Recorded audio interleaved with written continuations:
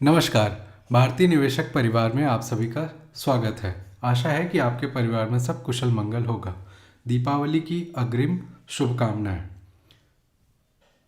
आज के इस वीडियो में हम हर वीडियो की तरीके पिछले सप्ताह में क्या हुआ है और आने वाले सप्ताह में हम भारत की मार्केट से और ग्लोबली यूएस की मार्केट से क्या आशा रखते हैं उसके बारे में हम चर्चा करेंगे। तो सबसे पहले मार्केट स्टार्ट करें। स्टॉक मार्केट जोखिम भरा स्थान है, आपको इसकी लत लग सकती है। कोई निर्णय लेने से पहले पूर्ण तरह से अनुसंधान एवं अपने वित्तीय सलाहकार से परामर्श अवश्य कर लें। तो ये यूएस डॉलर करेंसी इंडेक्स का चार्ट है, जिसको डॉलर इंडेक्स बोलते हैं पॉपुलरली। DXY इसका सिंबल है। ये जो है यूएस डॉलर की मूवमेंट बाकी कुछ 6 करेंसी जो दुनिया की हैं उनके अगेंस्ट मेज़र होता है। तो अगर ये ऊपर जाता है इसका मतलब ये कि यूएस का डॉलर मजबूत होता जा रहा है, और अगर ये नीचे आता है इसका मतलब ये कि यूएस का डॉलर रिलेटिवली बाकी करेंसीज के कंपैरिजन में शिथिल होता जा रहा है। इसकी शिथिलता ये बताती है कि यूएस डॉलर बेस्ड जो इंस्ट्रूमेंट्स हैं वो उतने अट्रैक्टिव नहीं हैं, तो उसकी वजह से मार्केट में आउटफ्लो आता है। तो जो आपके ट्रेजरी हैं या जो बॉन्ड मार्केट है, जो बाकी चीज़ें जो यूएस डॉलर के अगेंस्ट मैप होती हैं, वहाँ से यूएस डॉलर की वीकनेस का असर आपको दिखाई पड़ता है कि इक्विटी मार्केट थोड़ा सा पहले से बेहतर करने लगती हैं। तो जैसा कि आपको स्मरण होगा कि पिछले सप्ताह हमने इस दिन यहाँ तक हमारे पास डेटा था 14 अक्टूबर तक का, जो हमने एनालिसिस की थी, और हमने कहा था कि यहाँ पे ये जस्ट बिकॉज ये सॉलिड ग्रीन कैंडल है तो इसलिए बुलिश होने की ज़रूरत नहीं है, क्योंकि ये करेंसी इतनी आसानी से इसमें ऐसे मूवमेंट नहीं होते। तो आप देखिए वो उस दिन का हाई था, और उसके बाद से ये 14 अक्टूबर का जो हाई था उसके बाद अगले 4 दिन ये जो डॉलर इंडेक्स है ये वीक रहा, एक्सेप्ट एक दिन 19 अक्टूबर को थोड़ी सी इसमें स्ट्रेंथ दिखाई दी। उसके बाद 20 अक्टूबर को इसने टाइम पास किया और ऊपर के हिस्से में ही रहा। ऑल्दो वो कैंडल ग्रीन नहीं है, लेकिन फिर भी वो स्ट्रॉन्ग कैंडल इस सेंस में है क्योंकि वो ऊपर ही खुला और ऑलमोस्ट वहीं पे क्लोज हुआ। अगले दिन अगर आप देखें तो उसमें हाई बना वो 13 अक्टूबर के हाई के बराबर है। तो जो लोग बोलते हैं कि टेक्निकल एनालिसिस नहीं काम करती, वो देख लें जरा कि दोनों के हाई सेम है या नहीं है। तो इसका मतलब ये है कि पुराने वाले हाई से रेजिस्टेंस लगा और वहाँ से ये डॉलर इंडेक्स गिरा काफ़ी तेज़ी से, और उस सप्ताह के निचले हिस्से पे बंद हुआ। ये जो आखिरी दिन का आखिरी समय का मूवमेंट है, ये अगर थोड़ा सा पहले आ जाता तो शायद जो हमारी मार्केट में वीकनेस थी वो उतनी नहीं होती। खैर उसकी हम बात करेंगे अभी। उसके पहले हम जो है आवरली चार्ट देख लेते हैं इसका कि कैसा दिखाई पड़ता है। तो आवरली चार्ट जैसा कि आप देख पा रहे होंगे कि इसमें अगर हम देख रहे हैं तो यहाँ पे ये 17 अक्टूबर है, यहाँ से स्टार्ट हुआ था, ठीक है। 17 अक्टूबर को ये स्टार्ट हुआ था, और यहाँ 17 अक्टूबर में जो स्टार्टिंग है उसके बाद से अगर आप देखें तो ये ब्रॉडली जो है चीज़ें ऊपर नीचे हुई, लेकिन हम जहाँ से चले थे वहाँ से कुछ मूवमेंट हुआ है तो नीचे की दिशा में हुआ है, जो कि इक्विटी मार्केट्स के लिए एक पॉजिटिव सिग्नल है।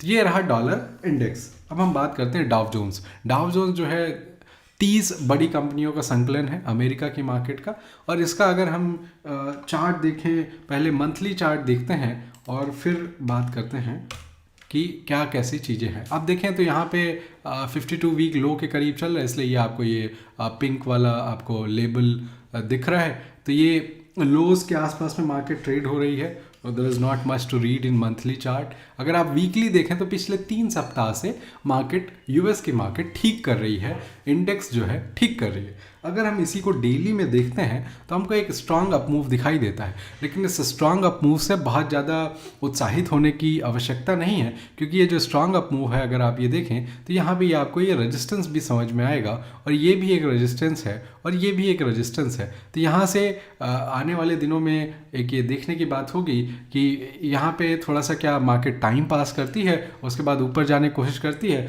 और अगर नहीं कर पाती है तो वापस से मार्केट का जो ब्रॉडर ट्रेंड है वो डाउन ट्रेंड है, तो एक स्ट्रांग वीकनेस दिखाई पड़ सकती है हमें। तो ये रहा डाउ जोन्स। अब हम बात करेंगे कि हमारा जो मार्केट है, ब्रॉडर मार्केट, उसमें क्या चल रहा है और चीज़ें कैसी हैं। उसके लिए हम ये एक डेटा देखते हैं जिसके एनालिसिस हम करते हैं मार्केट पल्स। तो हम पिछली बार जब आपसे मिले थे तब ये हमारे पास 14 अक्टूबर तक का डेटा था। अब उसके बाद अगर हम देखें तो 69, 96, 72, 57, 42 ये कॉलम बताता है कि 4.5% से ज़्यादा जो बढ़े थे स्टॉक वो कौन से थे, उनकी संख्या के बारे में। तो जो 4.5% से ज़्यादा बढ़े स्टॉक्स थे वो पिछले सप्ताह से थोड़ा विपरीत दिखा हमें। पिछले सप्ताह में मंगलवार, पिछले के पिछले सप्ताह मंगलवार सबसे शिथिल दिन था, लेकिन पिछले सप्ताह मंगलवार सबसे स्ट्रांग दिन था, सबसे शक्तिशाली दिन था, क्योंकि उस दिन 96 स्टॉक्स थे जो 4.5% से ज़्यादा अप थे। अगर हम इधर देखें तो यहाँ पे कुछ बहुत मूवमेंट नहीं है, लेकिन अगर लास्ट के 2 दिन देखें आप, गुरुवार और शुक्रवार को, तो उस दिन थोड़ी सी वीकनेस बढ़ गई है, क्योंकि 4.5% से जो ज़्यादा गिरे स्टॉक हैं उनकी संख्या में बढ़ोतरी दर्ज की गई है। अब यहाँ देखें तो कोई खास मूवमेंट नहीं है, मोर और लेस वही चीज़ें चल रही हैं।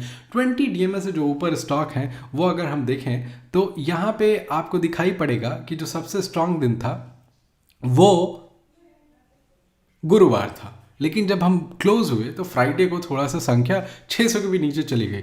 जनरली ये सिग्नल है कि जो है ब्रॉडर मार्केट का स्ट्रक्चर ख़राब होता जा रहा है और आपको एकदम सीट बेल्ट टाइट कर लेना चाहिए।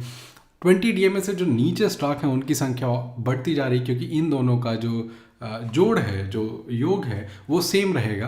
तो अगर ये संख्या घट रही है तो ये संख्या बढ़ेगी, ये दोनों एक दूसरे को कॉम्प्लीमेंट करते हैं। 50 डीएमए की अगर हम बात करें तो उसमें भी जो ट्रेंड है वो 20 डीएमए वाला ट्रेंड है, जो कि यही बताता है कि मार्केट जो है यहाँ से प्रोग्रेसिवली वीक होती चली जा रही है, जो स्ट्रक्चर है वो ख़राब होता जा रहा है। आइए अब बात करते हैं निफ्टी की। तो पिछले सप्ताह के वीडियो में हमने डिस्कस किया था कुछ रेजिस्टेंस और सपोर्ट के लेवल निफ्टी में। तो इसके पहले हम ये चार्ट देखें थोड़ा सा डिटेल में, उसके पहले हम मंथली चार्ट देख लेते हैं। तो कोई खास मोमेंट नहीं है एक्सेप्ट कि ये ग्रीन कैंडल बन गई है। और अगर हम वीकली चार्ट देखें तो एक ये सॉलिड ग्रीन कैंडल एक निफ्टी ने प्रिंट की हुई दिखाती है हमें। अब अगर हम डेली के चार्ट में देखें तो ये जो हमने सपोर्ट वगैरह ड्रॉ किए थे, ये सपोर्ट की हमें ज़रूरत पड़ी नहीं। तो सपोर्ट में हमें बस एक सपोर्ट की आवश्यकता पड़ी, वो 17 अक्टूबर वाला था। उसके बाद जब नीचे आया तो ये जो हमने मार्क किया था 17,080 का लेवल, उसके थोड़ा सा ऊपर से ही अगर आप प्रिसाइसली देखें तो 17,098 है ना, तो करीब 20 पॉइंट का डिफरेंस रह गया था, वो वहीं से बाउंस आ गया। और ये जो ऊपर वाले 2 रेजिस्टेंस हमने मार्क किए थे उनको बहुत आसानी से निफ्टी ने गैप अप से हैंडल किया ट्यूसडे के दिन। तो मंगलवार को जो तेज़ी थी, जो मजबूती थी, जो शक्ति प्रदर्शन था मार्केट का, उसने ऐसा दिखाया कि 2 रेजिस्टेंस हमारे क्रॉस कर दिए और फिर एक अगला ग्रीन मूव, लेकिन वो जो कैंडल है रेड है क्योंकि ओपन ऊपर हुआ था और क्लोज नीचे हुआ। तो उसके बाद हमने देखा कि ये अगले दिन जो गैप डाउन हुआ, इसने हमारे ये 17,425 वाले लेवल को बहुत अच्छी तरीके से सम्मान दिया। तो ये 17,421-20 के आसपास पे लो बनाया और ये एक सॉलिड ग्रीन कैंडल निफ्टी ने प्रिंट की। और अब यहाँ पे जैसे देखिए, जैसे हमने यहाँ पे जब बात की थी, यहाँ पे भी हमने कहा था कि ये मूव जरूर ऊपर का है लेकिन ये कैंडल अच्छी नहीं है, वैसे ही कुछ हालत यहाँ पे है। तो ये गैप अप ओपन हुआ मार्केट हमारा, लेकिन वो सस्टेन नहीं किया, तो क्लोज जो है उतना अच्छा नहीं हुआ। तो ऐसी रेड कैंडल थोड़ी सी पसंद नहीं आती।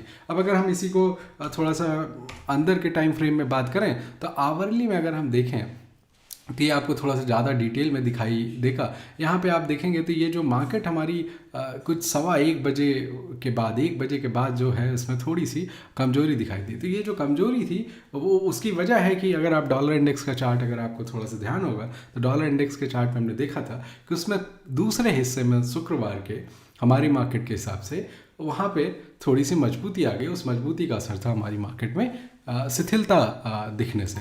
ठीक है, तो अगर आप ये देखें तो यहाँ पे एक जो है बहुत कोई खास वीकनेस जैसा नहीं प्रतीत होता है, लेकिन थोड़ा सा संभल के रहें क्योंकि ये मार्केट बड़ी मैक्रो फैक्टर पे चल रही है। तो आपकी इंटरनल स्ट्रेंथ जो है ज़्यादा यहाँ पे काम करे ना करे उसकी कोई बहुत गारंटी नहीं है, लेकिन अगर आप मैक्रो देखेंगे तो वो बहुत जल्दी जल्दी बदल सकते हैं, किसी भी दिशा में कुछ हो सकता है। तो थोड़ा सा सावधानी बरतें 1-2 सप्ताह के लिए, फिर चीज़ें अगर आपको थोड़ी सी क्लियर हो जाएंगी तो उसके हिसाब से आप चीज़ें कर सकते हैं। निफ्टी में अभी व्यू यही है कि थोड़ा सा इसमें आपको रैली देखने को मिल सकती है। अब आइए बात करते हैं बैंक निफ्टी की।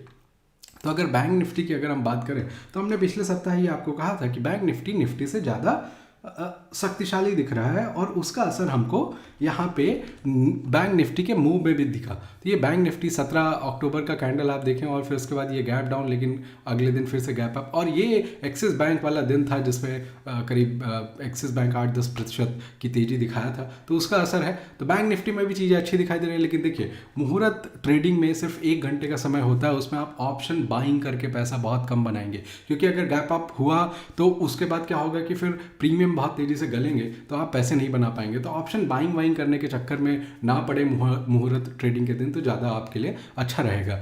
हम 1 या 3 स्टॉक शेयर करेंगे, उनकी थोड़ी सी थीसिस शेयर करेंगे। तो वो जो है हम जो है कल वीडियो एक अपलोड करने की कोशिश करेंगे, जिसमें हम थोड़ा सा डिटेल में आपको समझाने की, दिखाने की कोशिश करेंगे कि क्या है स्टॉक के पीछे, कैसे आपको देखना चाहिए, कैसे उसको स्मार्ट मनी देखता है और कैसे मार्केट देखती है, कैसे उसमें परसेप्शन चेंज होता है, कैसे नैरेटिव बिल्ड होता है और कैसे वो स्टॉक आपको बहुत सारा पैसा कमा के देते हैं। तो वो सब चीज़ें थोड़ा सा हम कोशिश करेंगे। अभी ये निर्धारित नहीं किया है कि 1 स्टॉक करेंगे कवर या 3 स्टॉक करेंगे, जैसा भी होगा वो आपको कल हम यूट्यूब में आके वीडियो के माध्यम से बताएंगे।